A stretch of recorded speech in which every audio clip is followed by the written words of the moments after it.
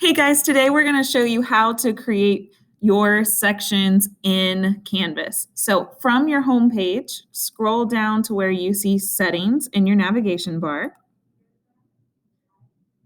On settings, you have the choice to edit your course details, sections, navigation, apps, and feature options.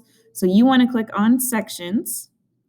You should already have the section that was made for your course. What we're going to do is we're going to add a new section. That is going to be where you can add your students that you want to receive modified assignments, and you're going to create a section for students who are not going to receive modified assignments. So since Katie Heights and I are the ones making this video, I'm going to create Sullivan for my section, and we're going to create another section called Heights. So then, once we have created these sections, we need to add users to each one. So click on People in your navigation tab.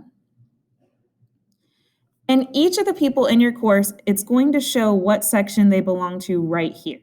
So in order to add them to a section, you're going to click on the three dots next to their name, and you're going to click Edit Sections. In this Edit Sections, we're going to add Carol Bridgewater to Heights and click Update.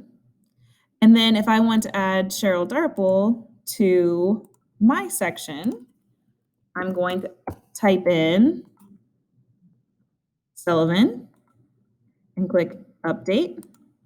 And now when I'm looking at section, I can see they still belong to that main course. You cannot remove them from the main course. Even though you can in this video, you will not be able to get rid of it in your sections. When it's an Infinite Campus linked course, that one will not change. It has your course number and everything else in it. The second listed section is the one that you created. So if you are differentiating assignments, every student needs to be in a second section so that you're able to not make them see duplicates of assignments that you're modifying. And guys, it might make sense if you're the collaborative teacher.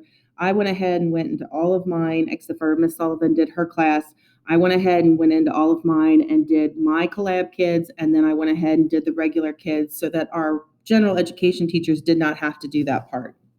It does take some time, but I think it'll be nice in the long run. Yeah, you're not having to do what we used to do where you were clicking individual students on each assignment. This prevents you from having to do anything every time you assign something. It's just front loading, putting them into these sections to make it faster later. You want to make sure that you do not combine them, correct, to the Infinite Campus portal.